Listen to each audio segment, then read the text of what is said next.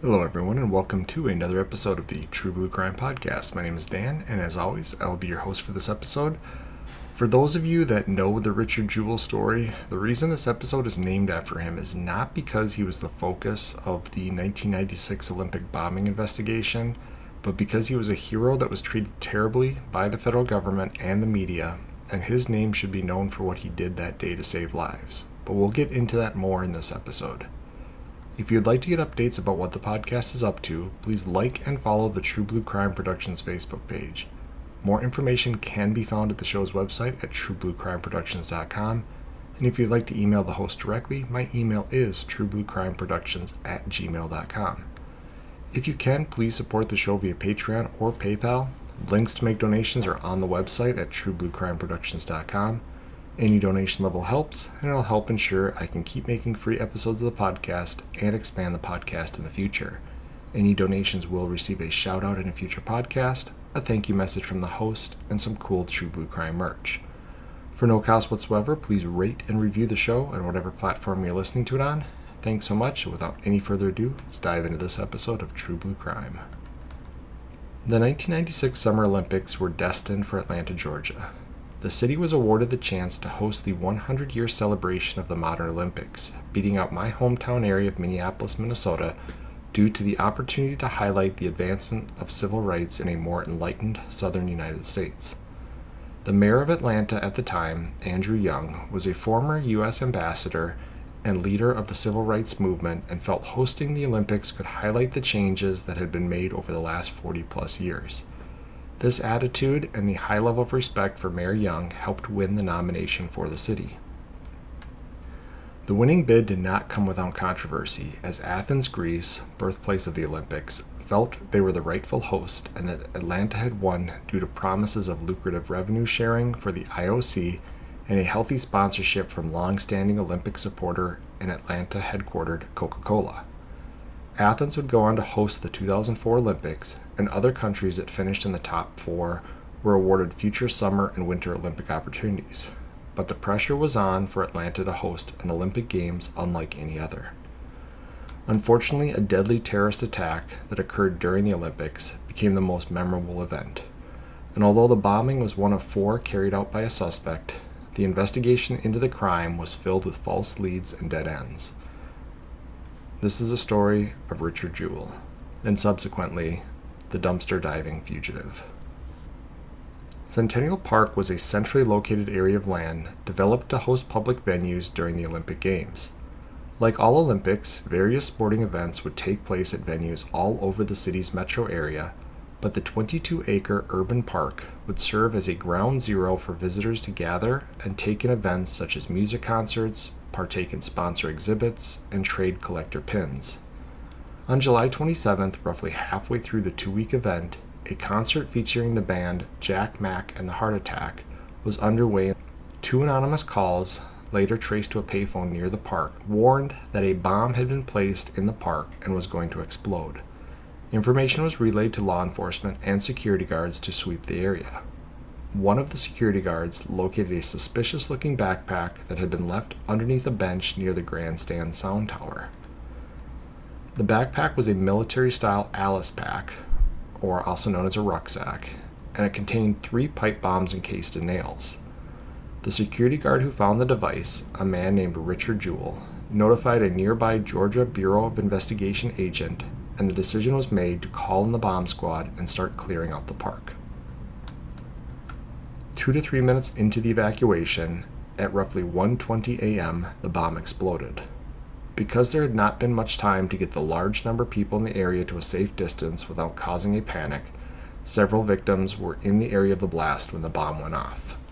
And this is going to be something we are going to learn later, that the suspect was likely watching this go on. He's a bomber that likes to use remote activated bombs, so he likes to watch what's going on so that he can maximize the damage. So after he makes these phone calls, he's going to watch the area in which he has placed this bomb, and likely after he sees that the bomb has been discovered and they're starting to evacuate the park, he decides he needs to explode this bomb before they are able to clear everybody out of the blast radius.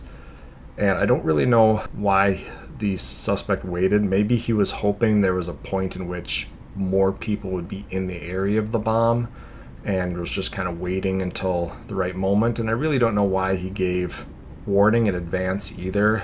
That wasn't really ever explained in the research. He gives his reason for making and setting off the bomb, but he never really gave a reason why he called in the warnings for it. And some of it just might be psychological. It might be a control issue on his part, that he gets to watch this panic. And that's maybe what he was hoping for. As I mentioned, these security guards and law enforcement officials, they can't just scream, "Hey, there's a bomb," and have everybody running in every direction. That's how people get trampled. That's how people get killed in crowd surges.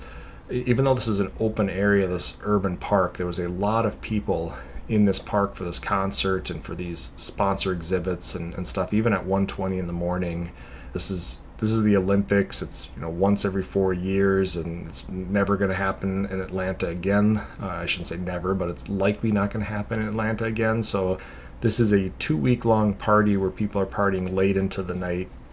It's summer vacation, kids are out late. Again, so this is, even though there's open avenues, it's not like it's inside of a building where people have to squeeze through doors to get out. They're still going to try to move people out of the park and do so in an orderly fashion, just get people away from this bomb blast radius. But because the bomber is watching this go on, he has to make the choice at some point to set this bomb off. Otherwise, like I said, they're going to have this area all cordoned off. They're going to have a safe distance away from this bomb, and then he either has to wait for the bomb squad to try to defuse it, or he has to set it off. So he chooses to set it off about 2 to 3 minutes into this rather orderly evacuation. And many of the 111 injuries were related to penetration wounds from the nails sent out when the bomb exploded. One person, a woman named Alice Hawthorne, was struck in the head by shrapnel and died. Alice was enjoying the festive atmosphere with her daughter, and they were celebrating the young woman's 14th birthday. Her daughter was injured in the blast, but survived. A Turkish cameraman working for an international media company died while running to the scene to film the aftermath of the incident. He suffered a massive heart attack and could not be revived. And while some called for the suspension of the Olympic Games, officials and athletes met and decided to continue with the events. A massive increase in security for all events, to include bag screenings and metal detectors, was implemented after the deadly bombing. The investigation into the bombing began immediately. While Richard Jewell was initially hailed as a hero for finding the bomb and his actions saved many lives, within days law enforcement started taking a closer look at him as a possible suspect.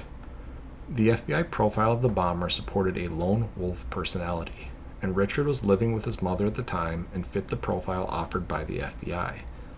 This was further complicated by Richard's past as a failed law enforcement candidate, and many believed he had a hero complex and could have planted the bomb himself and then found it and cleared the area to appear to be a hero to the world. And this hero complex is not something that's just a part of the Olympic bombing and the Richard Jewell story. This has happened all over the country and all over the world, where you have, a lot of the times it's firefighters that are found to have started fires just so they can show up and be the hero and put them out. In some cases, these fires have been fatal. There's going to be a case in California I'll cover at some point involving a fire investigator that committed a whole bunch of arsons, and a couple people died during his fires. But it's this hero complex where the chance of, while you're a police officer or security guard or law enforcement official of any type, the chance you're going to be involved in any type of critical incident, a bombing, a officer involved shooting, anything along those lines is pretty minimal. Most law enforcement officers will go through their entire career without ever firing their service weapon. In this case, it's halfway through the Olympics, and it's one thing to say you're a security guard during the Olympics. It's another thing to say that you discovered a bomb and saved lives during the Olympics. So the FBI looked at Richard, and because he fit a profile of he's not married, doesn't have kids, he doesn't have really, and this is going to sound terrible, but to be fair, he doesn't have a whole lot going on in his life for him. And he gets this gig as a security officer at the Olympics. This is already a pretty prestigious deal for this guy, but they believe it's possible that he could have planted this bomb himself. He could have been the one to make the call from the payphone, and then suddenly he's the one to find the bomb, and he's the one to start moving people away from the bomb, and then at the end he gets to be this hero because he saved lives. And the FBI pretty quickly, and partially due to a lack of any other suspects, begins to hyper-focus that tunnel vision on Richard Jewell as a suspect. And on the third day after the bombing, an anonymous source in federal law enforcement leaked to the media that Richard was considered a person of interest in the investigation. The media that had been quick to hail him as a hero turned on him and camped outside his mother's apartment and began digging through his past to find any and all angles that supported him being the bomber. And there's something about he had worked, I don't know if it had been a police officer for this community college or the city that had this community college. I want to say it was the president of the college, when interviewed, said something about he exaggerated every one of his reports, basically making mountains out of molehills on every little situation. And so it quickly, he gained this reputation amongst the media and amongst the investigators that he was a guy that was seeking that glory. He was trying to get that attention for being the best at what he does.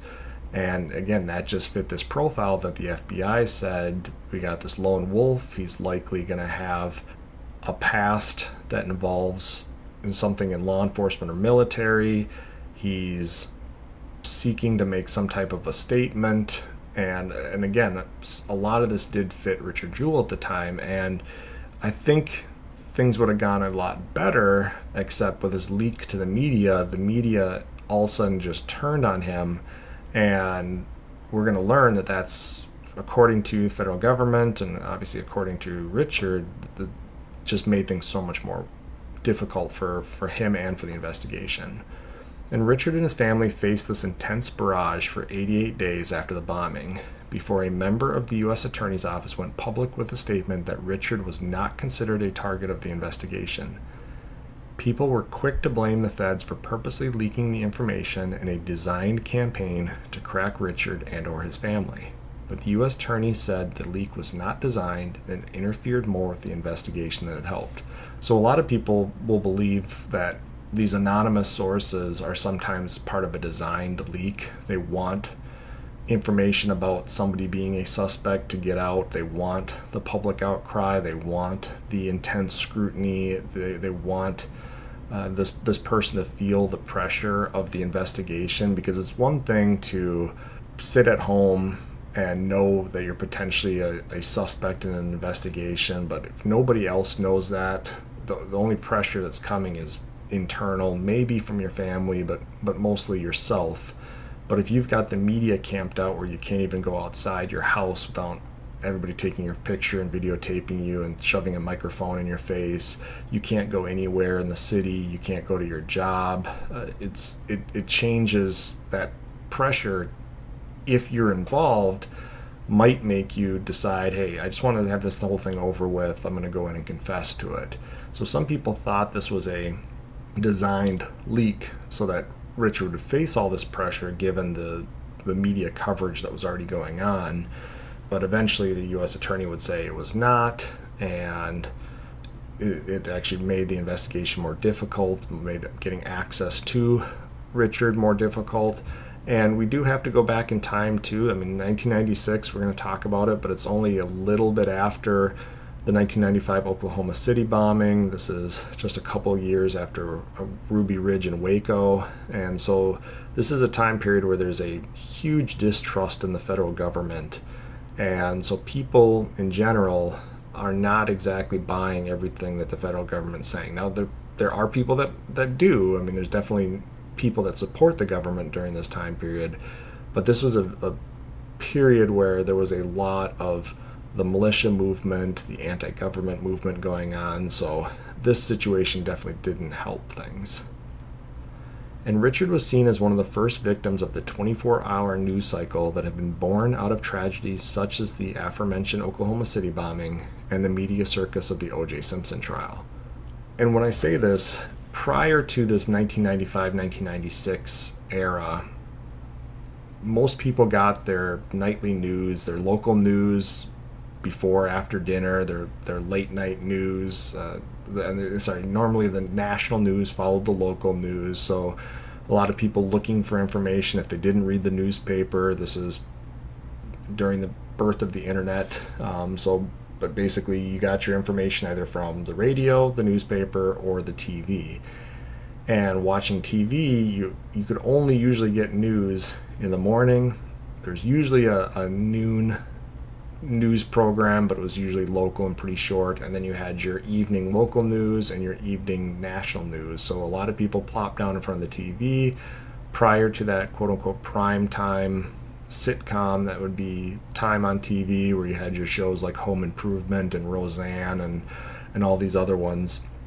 People would sit down for their night in front of the television and they'd watch the local news, national news, and then their programming. But as 1995, 96, 97 rolled around, the news media realized, hey, there's enough news out there that we can run news 24/7, and we can run it on cable channels, and people will have access to this 24-hour news cycle. Well, when you have something like the O.J. Simpson trial or a disaster tragedies such as the Oklahoma City bombing, it's not difficult to fill the 24-hour news cycle during that time.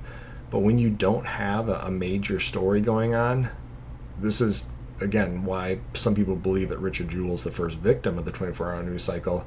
People will go looking for a story where there isn't one and try to build a story where there isn't one. And that's what happened here, and why they dug into his life to try to make him a suspect in the media as a part of this 24-hour news cycle. And Richard was not apologized to by the media, and it took until 1997 for U.S. Attorney General Janet Reno to publicly apologize for the leak and the subsequent scrutiny of Richard Jewell. Richard would go on to file lawsuits against several media organizations and a former employer for sensationalizing aspects of his life to fit the narrative that he was the bomber. While some lawsuits settled out of court, he lost many of the ones that went to trial, as the courts found the media was simply reporting him as a suspect, not convicting him via journalism. And this was probably, again, because of this 24-hour news cycle, this was probably one of the first times in which somebody was put on, I guess, other than O.J. Simpson, this was so maybe the second time that somebody was put on trial via the media. There were others. I remember some other cases in the 90s and probably the late 80s where they were heavily covered, but again, it wasn't covered during a 24-hour news cycle like it was with Richard. And the courts really struggled with this one because there is a freedom of press and there can be a certain amount said, but at some level you reach into defaming somebody, and the courts would eventually say all that the newspapers and news agencies did was report that he was a possible suspect. Nobody ever went as far as to say that he was involved. Now, there was a lot of implications of that, and there was a lot of, connect the dots, and you'll see that Richard is a good suspect for this, but they would claim that nobody went as far as to say that he's responsible for the bombings, therefore he lost a lot of his defamation lawsuits. And after being cleared of any wrongdoing, many realized Richard was actually a hero and his actions did save lives. The bomb was designed with what's called a directional device, which in this case was a steel plate that would direct most of the blast out into the crowd that was gathered. It was believed that when Richard moved the bag to look inside, and or when he notified the GBI agent who confirmed the bomb, the plate was moved so that when the bomb exploded, the shrapnel wasn't directed in such a deadly direction. And so when a bomb goes off, unless the bomb, the material the bomb is encased in somehow has a weakening of it. So in pipe bombs, it's powder put inside of a metal pipe and then capped with two metal ends. There's a fuse inserted so that when the bomb goes off, the powder ignites, it wants to expand, and when something expands like that in nature, it expands in a spherical pattern. It's going to just go outwards in every direction possible. Now you could, I guess, somehow weaken one side of the pipe, and so that when the blast occurs, the pressure is designed to come out one side of the pipe more than the other. But what's easier than doing that is to just put, in this case, a large steel plate behind those bombs, so that when the explosion occurs and it attempts to go in that spherical pattern, that explosion will hit that immovable steel plate, and that'll redirect that energy that was going into the plate and add it to the energy that's going in the opposite direction. So in this case, this bomb is designed, it's put up against, under a bench up against the sound tower platform. So the bomb's not supposed to go backwards, because there's not going to be anything in that sound tower. There's nobody that can stand there. It's a raised platform. So if you can picture it, this bench would have been sitting kind of almost up against this 4-foot tall platform that had kind of a wood fencing underneath it. And so if you put that bomb there with nothing else in there, half of your explosive and shrapnel is going to go into this sound tower where there's nothing there, there's nobody there. So this directional plate that is sitting behind the bombs means that you're going to get more of your blast, your shrapnel, your explosive power and pressure coming out into the open area, to the bench and the area out in front of the bench, which is how this bomb was designed.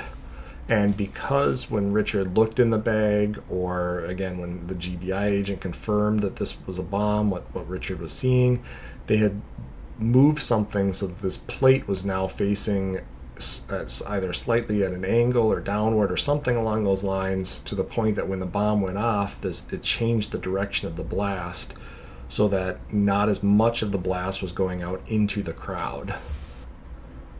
And a review of the FBI investigative tactics was conducted after the investigation into Richard Jewell. It was learned that 3 agents tricked Jewell into walking them through his actions under the auspice that they were making a training video. This was an attempt to prevent Richard from feeling he needed a lawyer and wasn't a suspect. And while not unconstitutional, it was seen as a violation of FBI procedure, and the 3 agents were censored and placed on unpaid suspensions for a time.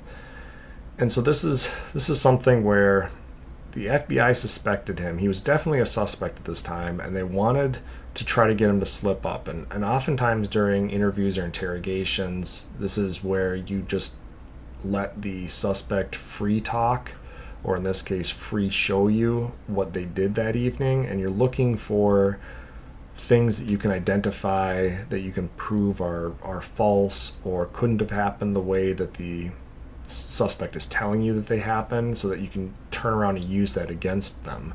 Well, when they're doing this, they should have been informing him that he was a suspect. They should have informed him that he had the right to remain silent. Basically, he should have had some type of a Miranda warning before this, because they did plan on using this against him in a court of law, and they were basically investigating an interview with him, but they didn't want him to get wise to that. It wasn't until actually after he made this video and they were asking him a whole bunch of questions that he actually finally kind of asked them, and you guys think I did this? Am I a suspect? Should I get a lawyer? So he figured it out eventually, but this was, again, seen as, was it unconstitutional? No, because he wasn't in custody. He wasn't in handcuffs and told that he wasn't free to leave. He was doing it of his own free will.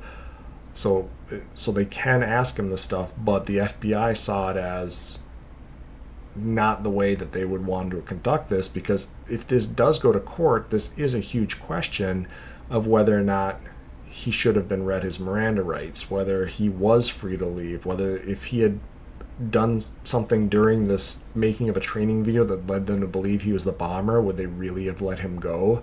And that was always the deciding factor for myself as a law enforcement officer, is if I'm conducting a interview or interrogation of somebody that's not in custody, if I believe they're going to say something or do something as a part of that interview or interrogation that leads me to believe that I'm going to end up arresting them and for any type of a crime, I would shut down the interview interrogation and go into Miranda at that point. I don't have to put handcuffs on them. I don't have to put them into a squad car. I don't have to do anything. I don't have to put them into custody in order to read the Miranda. I can just read the Miranda just so they understand that they have rights. And if at that point they want to stop talking or whatnot, yes, I might lose getting valuable information. But I also know that if I get any information from them after that point, it's going to stand up in court. So again, the FBI wasn't a huge fan of how this investigation was conducted, and they ended up disciplining the 3 agents that did this training video thing with Richard. Now, Richard was able to follow his dream of becoming a sworn law enforcement officer, working in both Pendergast, Georgia, and as a deputy sheriff in Meriwether County, Georgia. He completed some circuits of talk shows and gave speeches about his life. He married a woman in 1998, and they remained married until his death from heart-related issues and diabetes in 2007. He was only 44 years old. With Richard off their list as the main suspect and suffering from tunnel vision for almost 3 months, the FBI found themselves with little evidence of who was actually responsible for the bombing. And we've talked about this before in a couple of other bombings we've covered. Bombings, especially a one-off bombing, is very difficult for law enforcement to solve, just because unless there's, in this day and age, unless there's DNA and or fingerprints that survive the bomb somehow, or somebody sees the bomber, or the suspect tells somebody else that then turns in this person, and there's a search warrant and they find matching materials at this person's home to the bomb, it's very difficult without any of that kind of stuff to find one bomber out of whatever it was, 300 million citizens in America at this point. And they also had to rule out potential foreign terrorism. There's a lot that was going on at this point, including the wars in the Balkans, with Serbia and Bosnia, Kosovo. That entire area was a hotbed at this point of fighting, and the U.S. was getting involved in, or starting to get involved in some of that stuff, so it could have been related to that. So again, it's not just the U.S. citizens. They had to look at this as some type of a potential foreign terrorism act as well. And it would take until early 1997, when the bombers struck again, before they would make any progress in the Olympic bombing. On January 16th, another bombing in the Atlanta area, this one at an abortion clinic in Sandy Springs, breathed new life into the investigation. The first bomb exploded behind the building, and because of the remote location of the bomb, there were no injuries. An hour later, while everyone was waiting outside the building, a second bomb went off. This one had been left in the area most likely to be occupied after the evacuation, and 7 people were injured from shrapnel, and more than 50 people experienced concussive injuries. So this is what we call a secondary device. This is when a bomber knows that it's going to be difficult. They can't necessarily go into the building because that's going to produce a lot of eyewitnesses to them and potentially cameras and all that kind of stuff. And just waiting as one person walks in and out of the building is not likely going to cause a mass incident, which is what they're going for. So in this case, setting off a bomb behind the building, it evacuated the building. Nobody's going to be back there because that's where the bomb went off, and that's where police are going to have it taped off, and they're going to be doing an investigation. So the building's empty. Nobody's in the back, so you know that everybody's going to be in the front parking lot or somewhere out in front of the building. So now that everybody's gathered into one area and it's an open area, you have a second bomb planted in that area, and you explode it once law enforcement and first responders in the area, and you can do maximum damage. After investigating the remains of this bomb, they linked components used in the bomb and the bomb design and concluded that the same suspect was likely responsible for both the Olympic attack and this one. But while they had a connection between the bombings, they lacked anything to identify a perpetrator. So they're going to compare remnants of the bomb. They're going to see components, the type of powder used, the type of metal used, the fuse devices. They're going to look at a whole bunch of different aspects of this bomb, and they're going to also geographically, both bombs occurred in the Atlanta area, determine this is the same bomber, but that doesn't get them any closer. Now, What it is likely going to do is going to rule out foreign terrorism at this point. It's not very common for somebody who targeted the Olympics to then turn around and target an abortion clinic. The Olympics was a world event, some see it as a largely political event.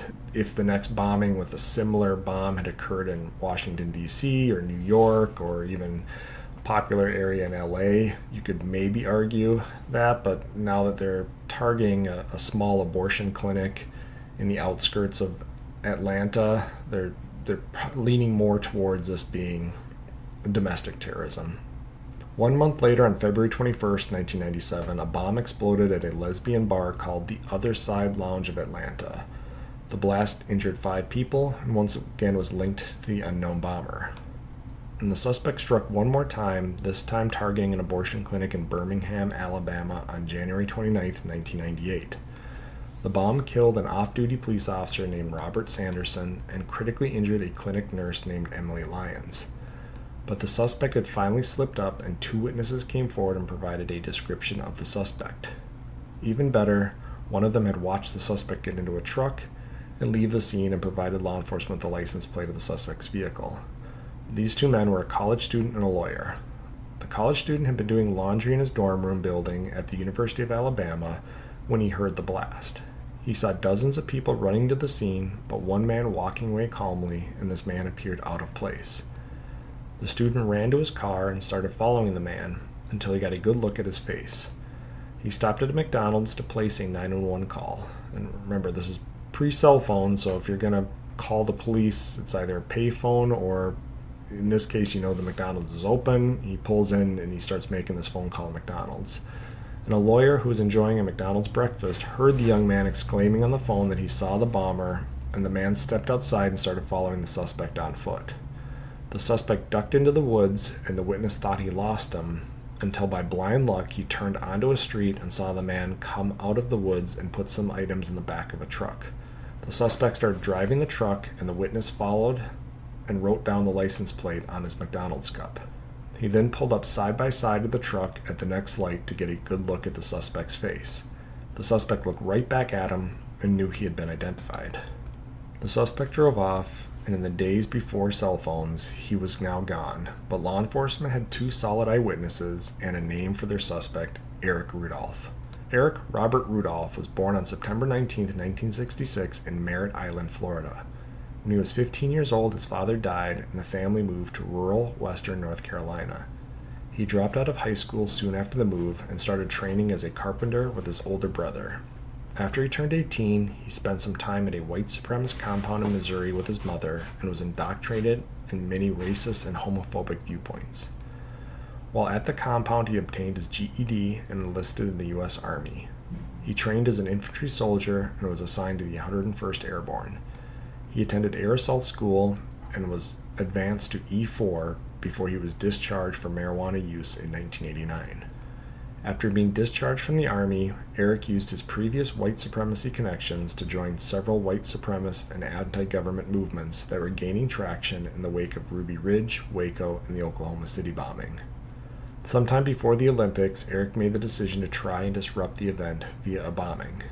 He later released a statement that said it was his way of trying to put a stop to the games that he thought represented global socialism, and he hoped to embarrass the U.S. government for allowing legal abortion. His anti-abortion and homophobic views led to the other bombings, and he likely would have continued his attacks, but after being seen and followed by the 2 witnesses in Birmingham, he knew he would be a prime suspect and he went into hiding. He was correct, as a day within the bombing, law enforcement officers throughout the United States were looking for Eric and his 1989 Nissan pickup. On February 7, 1998, his truck was located by hunters in a wooded area of North Carolina. Law enforcement swarmed the area but failed to locate the fugitive. On February 14, 1998, a federal warrant was issued for his involvement in the deadly Birmingham bombing. His family did not cooperate with the investigation and felt that Eric was being made a scapegoat by the government so that the bombings could be pinned on someone. To show how strongly he felt about his brother's innocence, on March 8, 1998, Eric's older brother Daniel set up a video camera, and sawed off his hand with a circular saw in his home in South Carolina. His hand was successfully reattached by surgeons. On May 5th, 1998, Eric was added to the FBI's top 10 most wanted list, and a $1 million reward, which is roughly $2.5 million today, is offered for information leading to his capture.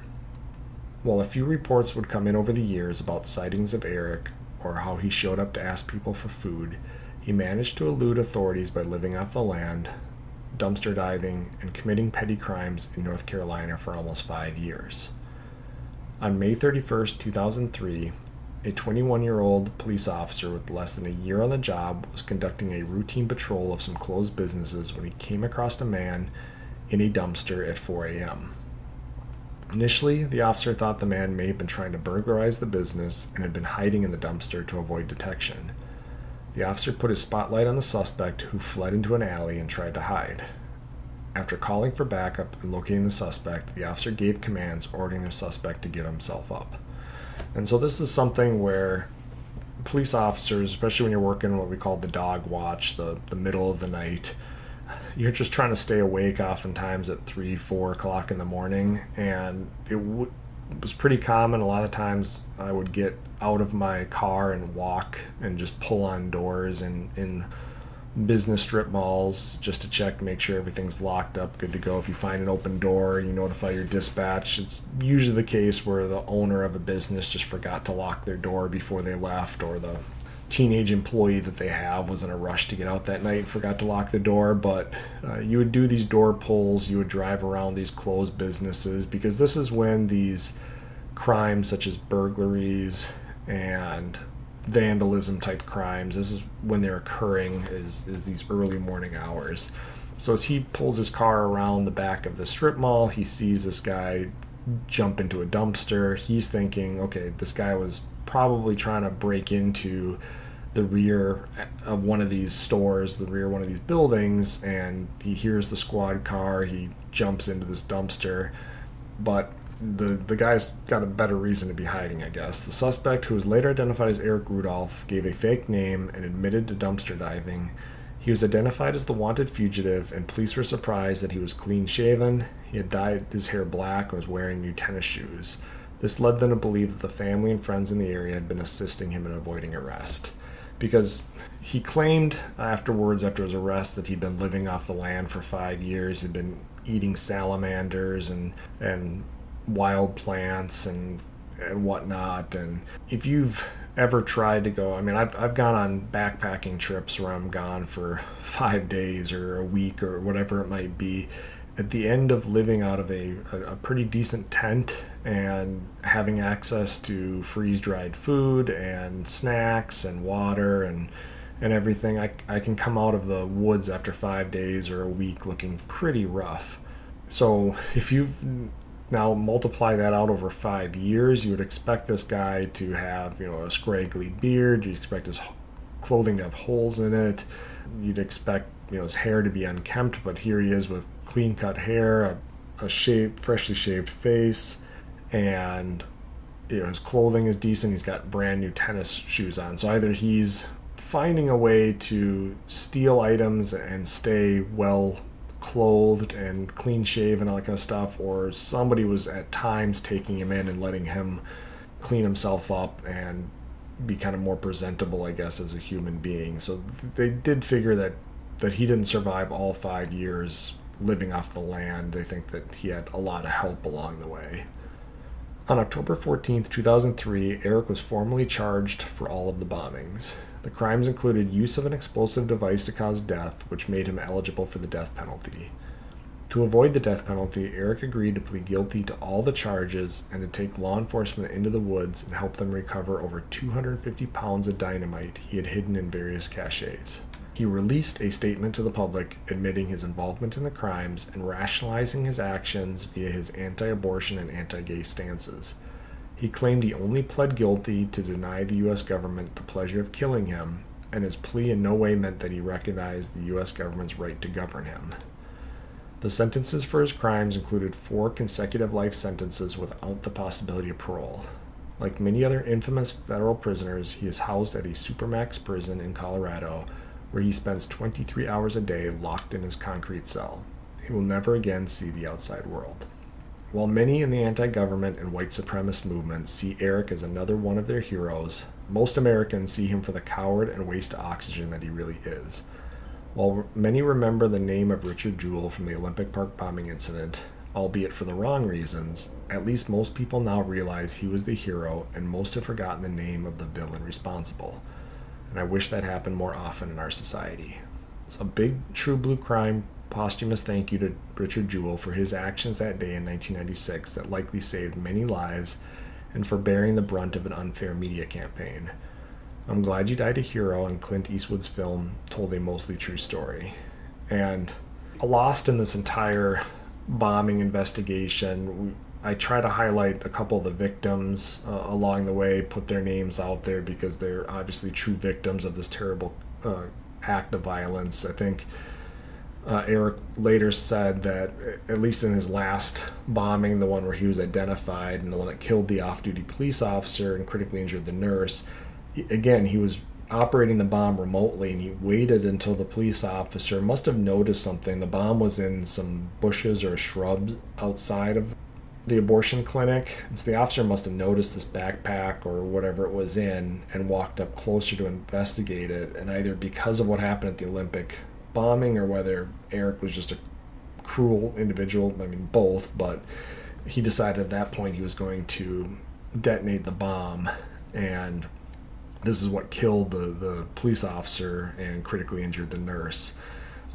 Again, he's this true coward, and meanwhile, thankfully, everybody in this case, like I said, for the wrong reason, remembers the name Richard Jewell, who is actually the hero, because had Richard not located that backpack, had he not manipulated it, not that he knew what he was doing, but had he not manipulated and changed that directional device in there, the number of people that were in the park that would have died would probably have been in the dozens. So again, he saved dozens of lives because he found that backpack, because he acted quickly enough, and not many people remember him as somebody saving dozens of lives. They remember him as a suspect in the bombing. Now, in an ironic twist, the media got upset at Clint Eastwood's film, which is called Richard Jewell, for its suggestion that a reporter traded sexual acts for the information about Richard Jewell days after the investigation, and this caused the leak. In a letter sent to Clint Eastwood from lawyers representing the newspaper portrayed in the movie, they said that the movie falsely portrays the reporters using unprofessional and highly inappropriate reporting methods, and claim it's extremely defamatory and damaging. So the media was upset that a film about them ruining a man's life by rushing to judgment and falsely accusing him of a crime while defaming and damaging him is upset about being falsely portrayed in a film and claiming it defames and damages them. So again, a little bit of an ironic twist, but I guess maybe quite hypocritical there on the part of the newspaper. But again, the Hollywood is just another form of free speech or free media, so they can do what they want or should be able to do what they want, and the media is actually supposed to be held to a higher standard than Hollywood, because Hollywood gets to use creative adaptations, whereas the newspaper is supposed to report the truth. So again, it's just quite ironic, quite hypocritical that they're upset about this, because even to the day that he died, a lot of these media would not apologized how they treated Richard. Now, there were a couple of reporters I found during my research. There was one really well-penned article, but I think it was after Richard passed away. Basically, it was a journalist that had covered the Olympic Park bombing, was apologizing to Richard, realizing that as he looked back upon his actions during that time period and that coverage, there was such a rush to try to be the one to break the story, to try to change people's viewpoints towards Richard, or turn him from a hero into this villain, that he realized how wrong it was, and he wanted to apologize and wanted to change how media does things. But I don't know that that's going to happen. But that is it for the case of Richard Jewell. And again, the reason I called this episode Richard Jewell, I don't name my episodes after the suspects, so I wasn't going to name it Eric Rudolph. I could have named it the Olympic Park bombing, but there's obviously more to it than that, and I understand that Richard Jewell was only involved in the first bombing, but I always think it's important to get the name of somebody out there as much as I can, that especially in a case like this, that is either a victim or a hero, that when people remember an event, they remember the correct name, the person that should be remembered. And in this case, it's Alice Hawthorne. It's the Turkish cameraman. Sorry, I saw his name somewhere, but I should have put it in here, but I didn't. And then it's the police officer, Robert Sanderson. Those are the people whose names I want remembered, not the coward that's locked up in a concrete cell right now. So that's it, guys. Thanks for listening. Stay tuned for future episodes, and feel free to write me at truebluecrimeproductions@gmail.com. You can find me at True Blue Crime Productions on Facebook and support me via Patreon at True Blue Crime Productions. That's it for today, guys. Thanks for listening. Talk to you later. Goodbye.